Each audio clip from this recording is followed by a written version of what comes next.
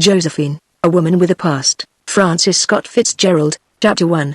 Driving slowly through New Haven, two of the young girls became alert. Josephine and Lillian darted soft frank glances into strolling groups of 3 or 4 undergraduates, into larger groups on corners, which swung about as one man to stare at their receding heads. Believing that they recognized an acquaintance in a solitary loiterer, they waved wildly, whereupon the youth's mouth fell open, and as they turned the next corner he made a dazed dilatory gesture with his hand. They laughed. "We'll send him a postcard when we get back to school tonight, to see if it really was him," Adele Graw, sitting on one of the little seats, kept on talking to Miss Chambers, the chaperone. Glancing sideways at her, Lillian winked at Josephine without batting an eye, but Josephine had gone into the reverie. This was New Haven City of her adolescent dreams, of glittering proms where she would move on air among men as intangible as the tunes they danced to. City sacred as Mecca, shining as Paris, hidden as Timbuktu. Twice a year the lifeblood of Chicago, her home, flowed into it, and twice a year flowed back, bringing Christmas or bringing summer. Bingo, bingo, bingo, that's the lingo, love of mine, I pine for one of your glances, the darling boy on the left there, underneath the stars I wait. Seeing it for the first time, she found herself surprisingly unmoved. The men they passed seemed young and rather bored with the possibilities of the day, glad of anything to stare at, seemed undynamic and purposeless against the background of bare elms, lakes of dirty snow and buildings crowded together under the February sky. A wisp of hope, a well-turned-out derby-crowned man, hurrying with stick and suitcase towards the station, caught her attention, but his reciprocal glance was too startled, too ingenuous. Josephine wondered at the extent of her own disillusionment. She was exactly 17 and she was blasé. Already she had been a sensation and a scandal. She had driven mature men to a state of disequilibrium. She had, it was said, killed her grandfather, but as he was over 80 at the time perhaps he just died. Here and there in the Middle West were discouraged little spots which upon inspection turned out to be the youths who had once looked full into her green and wistful eyes. But her love affair of last summer had ruined her faith in the all-sufficiency of men. She had grown bored with the waning September days and it seemed as though it had happened once too often. Christmas with its provocative shortness, its traveling glee clubs, had brought no one new. There remained to her only a persistent, a physical hope in her stomach that there was someone whom she would love more than he loved her.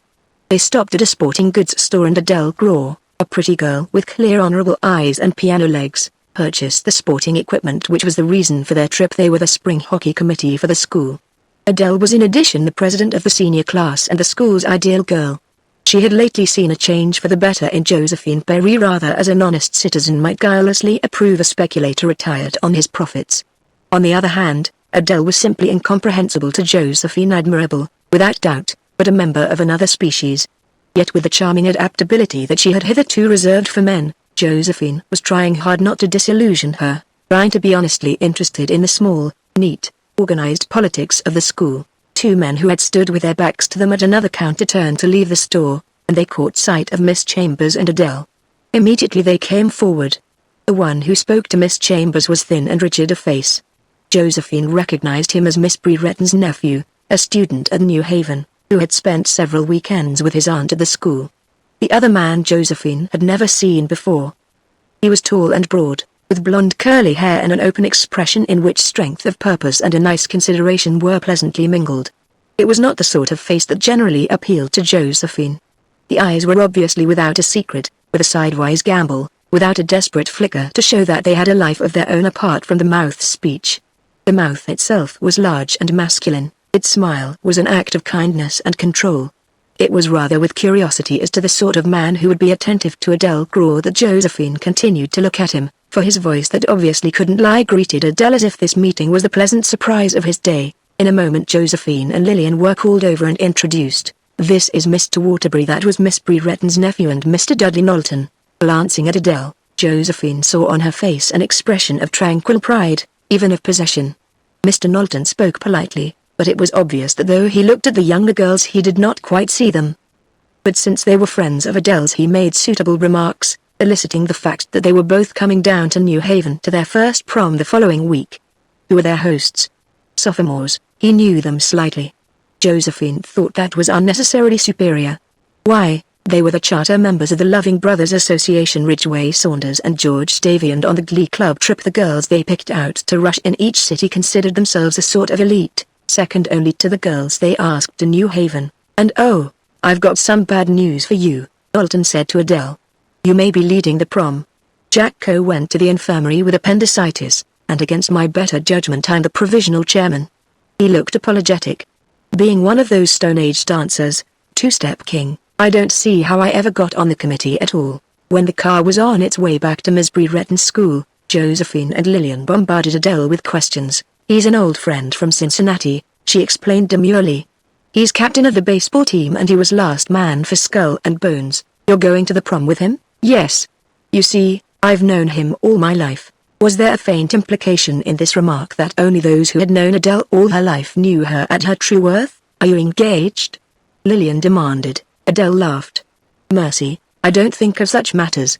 It doesn't seem to be time for that sort of thing yet. Does it?" "Yes," interpolated Josephine silently, "we're just good friends. I think there can be a perfectly healthy friendship between a man and a girl without a lot of mush," supplied Lillian helpfully. "Well, yes, but I don't like that word. I was going to say without a lot of sentimental romantic things that ought to come later." "Bravo, Adele," said Miss Chambers somewhat perfunctorily. But Josephine's curiosity was unappeased. "Doesn't he say he's in love with you, and all that sort of thing?" "Mercy, no. Dad doesn't believe in such stuff any more than I do. He's got enough to do at New Haven, serving on the committees and the team." "Oh," said Josephine. She was oddly interested. That two people who were attracted to each other should never even say anything about it but be content to not believe in such stuff, was something new in her experience. She had known girls who had no beau, others who seemed to have no emotions, and still others who lied about what they thought and did, but here was a girl who spoke of the attentions of the last man tapped for Skull and Bones as if they were two of the limestone gargoyles that Miss Chambers had pointed out on the just completed Harkness Hall. Yet Adele seemed happier than Josephine, who had always believed that boys and girls were made for nothing but each other, and as soon as possible. In the light of his popularity and achievements, Knowlton seemed more attractive. Josephine wondered if he would remember her and dance with her at the prom, or if that depended on how well he knew her escort, Ridgway Saunders. She tried to remember whether she had smiled at him when he was looking at her. If she had really smiled he would remember her and dance with her. She was still trying to be sure of that over her 2 French irregular verbs and her 10 stanzas of the Ancient Mariner that night, but she was still uncertain when she fell asleep. Chapter 2. 3 gay young sophomores, the founders of the Loving Brothers Association, took a house together for Josephine, Lillian and a girl from Farmington and their 3 mothers. For the girls it was a first prom, and they arrived at New Haven with all the nervousness of the condemned, but a Sheffield fraternity tea in the afternoon yielded up such a plethora of boys from home, and boys who had visited there and friends of those boys, and new boys with unknown possibilities but obvious eagerness. They were glowing with self-confidence as they poured into the glittering crowd that thronged the Armory at 10. It was impressive. For the first time Josephine was at a function run by men upon men's standards, an outward projection of the New Haven world from which women were excluded and which went on mysteriously behind the scenes. She perceived that their 3 escorts, who had once seemed the very embodiments of worldliness, were modest fry in this relentless microcosm of accomplishment and success. A man's world. Looking around her at the Glee Club concert, Josephine had felt a grudging admiration for the good fellowship, the good feeling. She envied Adele Graw, barely glimpsed in the dressing room, for the position she automatically occupied by being Dudley Knowlton's girl tonight. She envied her more stepping off under the draped bunting through a gateway of hydrangeas at the head of the Grand March, very demure and faintly unpowdered in a plain white dress. She was temporarily the center of all attention, and at the sight something that had long lain dormant in Josephine awakened her sense of a problem, a scarcely defined possibility. "Josephine," Ridgway Saunders began, "you can't realize how happy I am now that it's come true. I've looked forward to this so long, and dreamed about it." She smiled up at him automatically, but her mind was elsewhere, and as the dance progressed the idea continued to obsess her. She was rushed from the beginning. To the men from the tea were added a dozen new faces, a dozen confident or timid voices, until, like all the more popular girls, she had her own cue trailing her about the room. Yet all this had happened to her before. There was something missing. One might have 10 men to Adele's 2. But Josephine was abruptly aware that here a girl took on the importance of the man who had brought her. She was discomforted by the unfairness of it. A girl earned her popularity by being beautiful and charming. The more beautiful and charming she was, the more she could afford to disregard public opinion. It seemed absurd that simply because Adele had managed to attach a baseball captain, who mightn't know anything about girls at all, or be able to judge their attractions. She should be thus elevated in spite of her thick ankles, her rather too pinkish face. Josephine was dancing with Edmund from Chicago.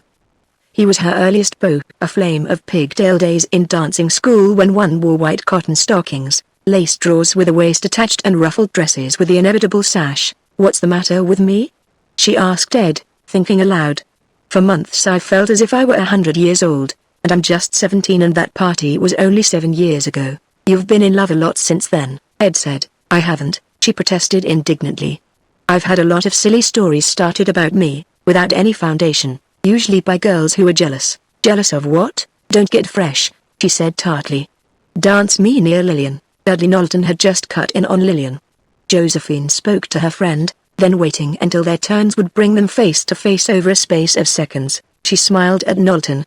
This time she made sure that smile intersected as well as met glance, that he passed beside the circumference of her fragrant charm. If this had been named like French perfume of a later day it might have been called Please.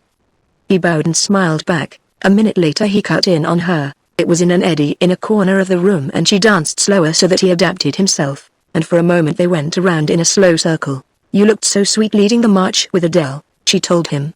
"You seemed so serious and kind, as if the others were a lot of children." Adele looked sweet, too. And she added on an inspiration, "At school I'd taken her for a model." "You have?" She saw him conceal his sharp surprise as he said, "I'll have to tell her that." He was handsomer than she had thought, and behind his cordial good manners there was a sort of authority. Though he was correctly attentive to her, she saw his eyes search the room quickly to see if all went well. He spoke quietly, in passing, to the orchestra leader, who came down deferentially to the edge of his dais. "Last man for Bones." Josephine knew what that meant. Her father had been Bones. Ridgway Saunders and the rest of the Loving Brothers Association would certainly not be Bones. She wondered, if there had been a Bones for girls, whether she would be tapped or Adele Craw with her ankles, symbol of solidity. "Come on over here, want to have you near. Get a welcome heartway, come on join the partway. I wonder how many boys here have taken you for a model," she said. "If I were a boy you'd be exactly what I'd like to be. Except I'd be terribly bothered having girls falling in love with me all the time." "They don't," he said simply. "They never have." "Oh yes, but they hide it because they're so impressed with you, and they're afraid of Adele." Adele wouldn't object. And he added hastily, apostrophe if it ever happened. "Adele doesn't believe in being serious about such things." "Are you engaged to her?" He stiffened a little. "I don't believe in being engaged till the right time comes." "Neither do I," agreed Josephine readily. "I'd rather have one good friend than 100 people hanging around being mushy all the time." "Is that what that crowd does that keeps following you around tonight?" "What crowd?" she asked innocently. "The 50% of the sophomore class that's rushing you, a lot of parlor snakes," she said ungratefully. Josephine was radiantly happy now as she turned beautifully through the newly enchanted hall in the arms of the chairman of the prom committee. Even this extra time with him she owed to the awe which he inspired in her entourage, but a man cut in eventually and there was a sharp fall in her relation. The man was impressed that Dudley Knowlton had danced with her. He was more respectful, and his modulated admiration bored her. In a little while, she hoped, Dudley Knowlton would cut back, but as midnight passed, dragging on another hour with it, she wondered if after all it had only been a courtesy to a girl from Adele's school. Since then Adele had probably painted him a neat little landscape of Josephine's past. When finally he approached her she grew tense and watchful, a state which made her exteriorly pliant and tender and quiet. But instead of dancing he drew her into the edge of a row of boxes. Adele had an accident on the cloakroom steps. She turned her ankle a little and tore her stocking on a nail. "She'd like to borrow a pair from you because you're staying near here and we're way out at the lawn club." "Of course, I'll run over with you. I have a car outside, but you're busy. You mustn't bother." "Of course I'll go with you." There was thaw in the air. A hint of thin and lucid spring hovered delicately around the elms and cornices of buildings whose bareness and coldness had so depressed her the week before. The night had a quality of asceticism, as if the essence of masculine struggle were seeping everywhere through the little city where men of 3 centuries had brought their energies and aspirations for winnowing. And Dudley Knowlton sitting beside her, dynamic and capable, was symbolic of it all. It seemed that she had never met a man before. "Come in, please," she said as he went up the steps of the house with her. They've made it very comfortable. There was an open fire burning in the dark parlor. When she came downstairs with the stockings she went in and stood beside him, very still for a moment, watching it with him. Then she looked up, still silent, looked down, looked at him again. "Did you get the stockings?" he asked, moving a little. "Yes," she said breathlessly. "Kiss me for being so quick." He laughed as if she said something witty and moved towards the door. She was smiling and her disappointment was deeply hidden as they got into the car. "It's been wonderful meeting you," she told him. "I can't tell you how many ideas I've gotten from what you said, but I haven't any ideas. You have. All that about not getting engaged till the proper time comes. I haven't had much opportunity to talk to a man like you. Otherwise my ideas would be different, I guess. I've just realized that I've been wrong about a lot of things. I used to want to be exciting. Now I want to help people." "Yes," he agreed. "That's very nice." He seemed about to say more when they arrived at the armory. In their absence supper had begun, and crossing the great floor by his side, conscious of many eyes regarding them, Josephine wondered if people thought that they had been up to something. "We're late," said Knowlton when Adele went off to put on the stockings. "The man you're with has probably given you up long ago. You'd better let me get you something here, that would be too divine." Afterwards, back on the floor again, she moved in a sweet aura of abstraction. The followers of several departed belles merged with hers until now no girl on the floor was cut in on with such frequency. Even Miss Breretton's nephew, Ernest Waterbury, danced with her in stiff approval. Danced? With a tentative change of pace she simply swung from man to man in a sort of hands right and left around the floor. She felt a sudden need to relax, and as if in answer to her mood a new man was presented, a tall, sleek southerner with a persuasive note. "You lovely creature. I've been strainin' my eyes watchin' your cameo face floatin' round. You stand out above all these etudes like an American beauty rose over a lot of field daisies." Dancing with him a second time, Josephine hearkened to his pleadings. "All right. Let's go outside." "It wasn't outdoors I was considering," he explained as they left the floor. "I happen to have a mortgage on a nook right here in the building." "All right." Book Chaffee, of Alabama, led the way through the cloakroom, through a passage to an inconspicuous door. "This is the private apartment of my friend Sergeant Boone, instructor with a battery.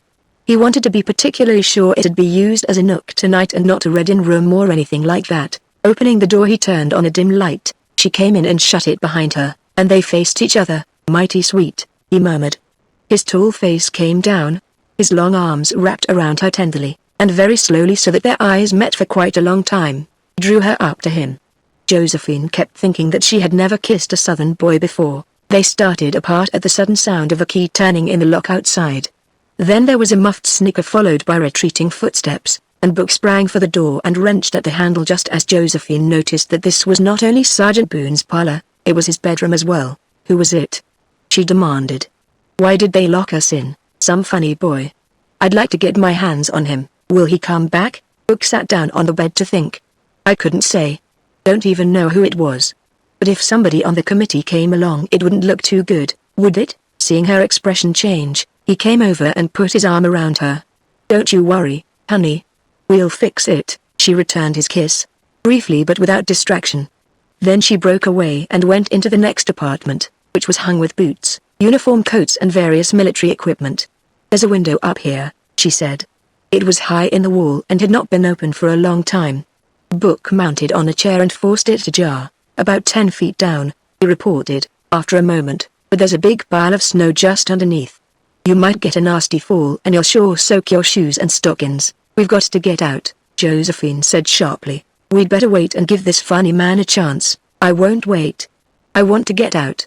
Look, throw out all the blankets from the bed and I'll jump on that, or you jump first and spread them over the pile of snow." After that it was merely exciting. Carefully Book Chaffee wiped the dust from the window to protect her dress, then they were struck silent by a footstep that approached and passed the outer door. Book jumped, and she heard him kicking profanely as he waded out of the soft drift below. He spread the blankets. At the moment when Josephine swung her legs out the window, there was the sound of voices outside the door and the key turned again in the lock. She landed softly, reaching for his hand, and convulsed with laughter they ran and skidded down the half-block towards the corner, and reaching the entrance to the armory. They stood panting for a moment, breathing in the fresh night. Book was reluctant to go inside. "Why don't you let me conduct you where you're staying? We can sit around and sort of recuperate." She hesitated, drawn towards him by the community of their late predicament. But something was calling her inside, as if the fulfillment of her relation awaited her there. "No," she decided. As they went in she collided with a man in a great hurry, and looked up to recognize Dudley Knowlton, "So sorry," he said. "Oh hello, won't you dance me over to my box?" she begged him impulsively. "I've torn my dress." As they started off he said abstractedly, "The fact is, a little mischief has come up and the buck has been passed to me. I was going along to see about it." Her heart raced wildly and she felt the need of being another sort of person immediately. "I can't tell you how much it's meant meeting you. It would be wonderful to have one friend I could be serious with without being all mushy and sentimental. Would you mind if I wrote you a letter? I mean, would Adele mind?" "Lord, no." His smile had become utterly unfathomable to her. As they reached the box she thought of one more thing. "Is it true that the baseball team is training at Hot Springs during Easter?" "Yes." "You going there?" "Yes." "Good night, Mr. Knowlton." But she was destined to see him once more. It was outside the men's coat room, where she waited among a crowd of other pale survivors and their paler mothers, whose wrinkles had doubled and tripled with the passing night. He was explaining something to Adele, and Josephine heard the phrase, "The door was locked, and the window open." Suddenly it occurred to Josephine that, meeting her coming in damp and breathless, he must have guessed at the truth and Adele would doubtless confirm his suspicion. Once again the spectre of her old enemy, the plain and jealous girl, arose before her. Shutting her mouth tight together she turned away, but they had seen her, and Adele called to her in her cheerful ringing voice, "Come say good night. You were so sweet about the stockings. Here's a girl you won't find doing shoddy, silly things, Dudley." Impulsively she leaned and kissed Josephine on the cheek. "You'll see I'm right, Dudley. Next year she'll be the most respected girl in school." Chapter 3. As things go in the interminable days of early March, what happened next happened quickly. The annual senior dance at Miss Breretton's school came on a night soaked through with spring, and all the junior girls lay awake listening to the sighing tunes from the gymnasium. Between the numbers, when boys up from New Haven and Princeton wandered about the grounds, cloistered glances looked down from dark open windows upon the vague figures, not Josephine, though she lay awake like the others. Such vicarious diversions had no place in the sober patterns she was spinning now from day to day, yet she might as well have been in the forefront of those who called down to the men and threw notes and entered into conversations, but destiny had suddenly turned against her and was spinning a dark web of its own. "Little lady, don't be depressed in blue. After all, we're both in the same canoe." Dudley Knowlton was over in the gymnasium 50 yards away, but proximity to a man did not thrill her as it would have done a year ago, not, at least, in the same way. Life, she saw now, was a serious matter, and in the modest darkness a line of a novel ceaselessly recurred to her. "Here's a man fit to be the father of my children." What were the seductive graces, the fast lines of 100 parlor snakes compared to such realities? One couldn't go on forever kissing comparative strangers behind half-closed doors. Under her pillow now were 2 letters, answers to her letters. They spoke in a bold round hand of the beginning of baseball practice. They were glad Josephine felt as she did about things, and the writer certainly looked forward to seeing her at Easter. Of all the letters she had ever received they were the most difficult from which to squeeze a single drop of heart's blood. One couldn't even read the yours of the subscription as your, but Josephine knew them by heart. They were precious because he had taken the time to write them. They were eloquent in the very postage stamp because he used so few. She was restless in her bed. The music had begun again in the gymnasium. "Oh, my love, I've waited so long for you. Oh, my love, I'm singing this song for you, oh." From the next room there was light laughter, and then from below a male voice, and a long interchange of comic whispers. Josephine recognized Lillian's laugh and the voices of 2 other girls. She could imagine them as they lay across the window in their nightgowns, their heads just showing from the open window. "Come right down," one boy kept saying. "Don't be formal, come, just as you are." There was a sudden silence, then a quick crunching of footsteps on gravel, a suppressed snicker and a scurry, and the sharp, protesting groan of several beds in the next room and the banging of a door down the hall. Trouble for somebody, maybe. A few minutes later Josephine's door half opened, she caught a glimpse of Miss Quinn against the dim corridor light, then the door closed. The next afternoon Josephine and 4 other girls, all of whom denied having breathed so much as a word into the night, were placed on probation. There was absolutely nothing to do about it. Miss Quinn had recognized their faces in the window and they were all from 2 rooms. It was an injustice, but it was nothing compared to what happened next. 1 week before Easter vacation the school motored off on a 1-day trip to inspect a milk farm, all save the ones on probation. Miss Chambers, who sympathized with Josephine's misfortune, enlisted her services in entertaining Mr. Ernest Waterbury, who was spending a weekend with his aunt. This was only vaguely better than nothing, for Mr. Waterbury was a very dull, very priggish young man. He was so dull and so priggish that the following morning Josephine was expelled from school. It happened like this: they had strolled in the grounds, they had sat down at a garden table and had tea. Ernest Waterbury had expressed a desire to see something in the chapel, just a few minutes before his aunt's car rolled up the drive. The chapel was reached by descending winding mock-medieval stairs, and, her shoes still wet from the garden, Josephine had slipped on the top step and fallen 5 feet directly into Mr. Waterbury's unwilling arms, where she lay helpless, convulsed with irresistible laughter. It was in this position that Miss Brereton and the visiting trustee had found them, but I had nothing to do with it, declared the ungallant Mr. Waterbury.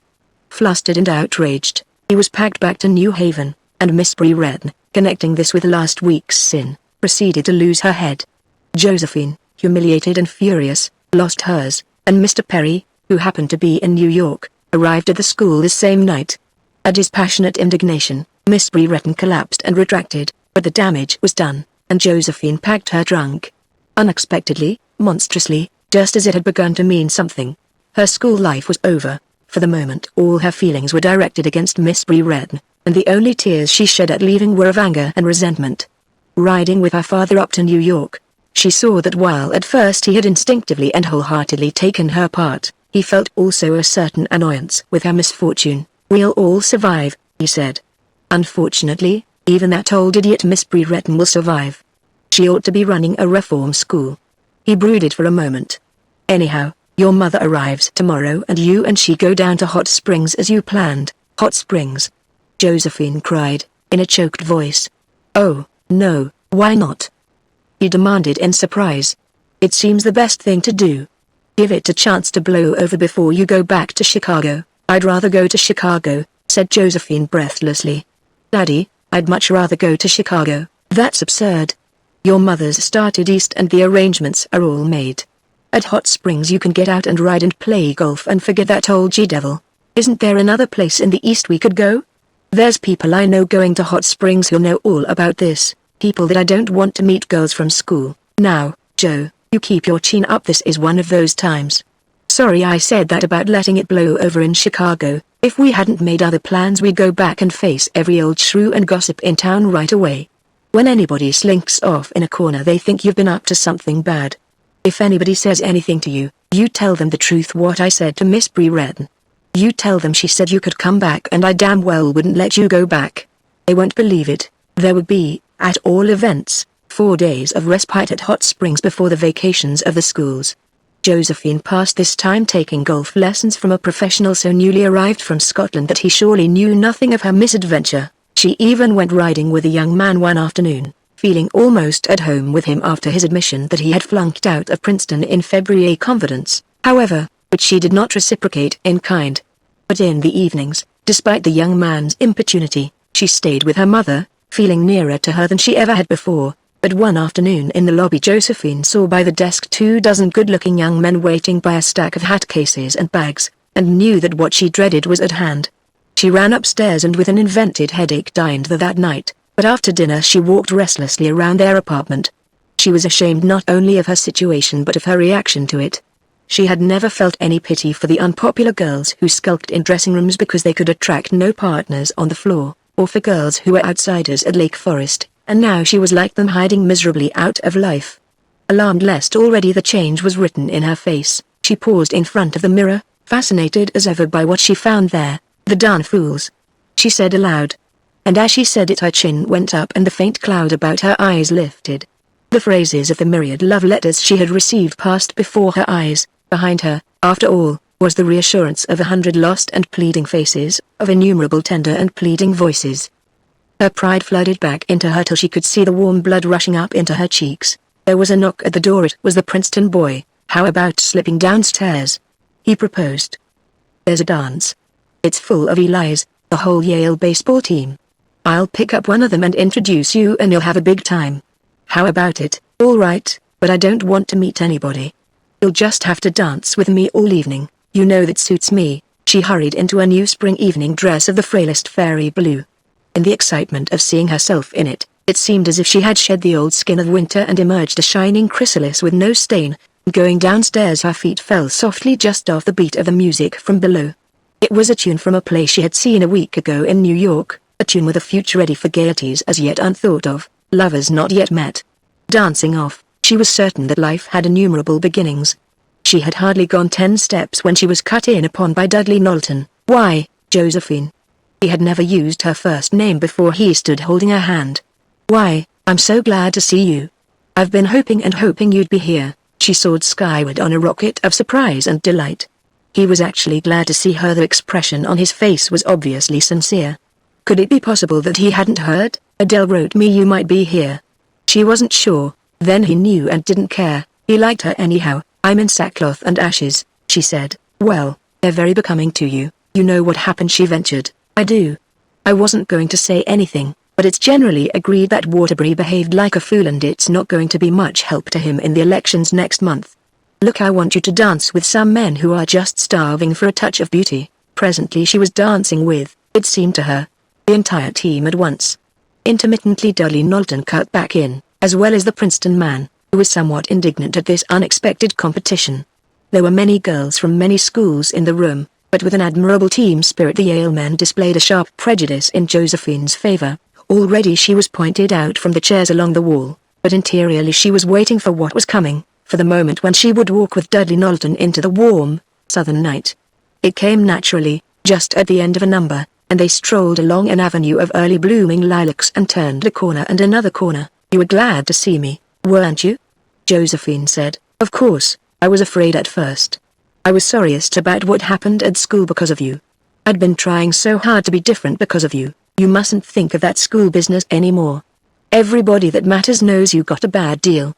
Forget it and start over." "Yes," she agreed tranquilly. She was happy.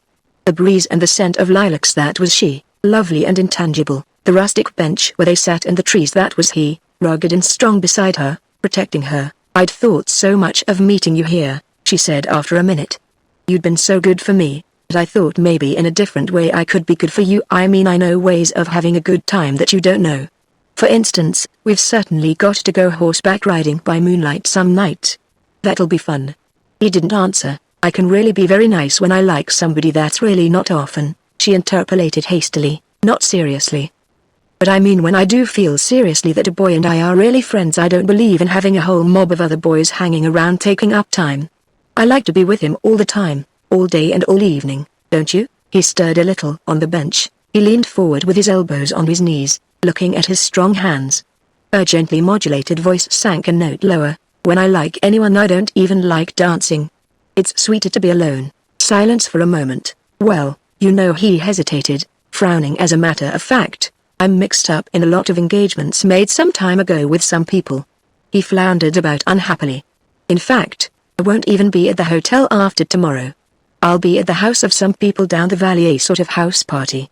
As a matter of fact, Dell's getting here tomorrow." Absorbed in her own thoughts, she hardly heard him at first, but at the name she caught her breath sharply. "We're both to be at this house party while we're here, and I imagine it's more or less arranged what we're going to do." "Of course, in the daytime I'll be here for baseball practice." "I see." Her lips were quivering. "You won't be. You'll be with Adele." "I think that more or less I will. She'll want to see you, of course." Another silence while he twisted his big fingers and she helplessly imitated the gesture. "You were just sorry for me," she said. "You like Adele much better. Adele and I understand each other. She's been more or less my ideal since we were children together, and I'm not your kind of girl?" Josephine's voice trembled with a sort of fright. "I suppose because I've kissed a lot of boys and got a reputation for speed and raised the deuce. It isn't that." "Yes, it is," she declared passionately. "I'm just paying for things." She stood up. "You'd better take me back inside so I can dance with the kind of boys that like me." She walked quickly down the path, tears of misery streaming from her eyes. He overtook her by the steps, but she only shook her head and said, "Excuse me for being so fresh. I'll grow up. I got what was coming to me. It's all right." A little later when she looked around the floor for him he had gone, and Josephine realized with a shock that for the first time in her life, she had tried for a man and failed. But, save in the very young, only love begets love, and from the moment Josephine had perceived that his interest in her was merely kindness she realized the wound was not in her heart but in her pride. She would forget him quickly, but she would never forget what she had learned from him. There were two kinds of men, those you played with and those you might marry. And as this passed through her mind, her restless eyes wandered casually over the group of stags. resting very lightly on Mr. Gordon Tinsley, the current catch of Chicago, reputedly the richest young man in the Middle West. He had never paid any attention to young Josephine until tonight.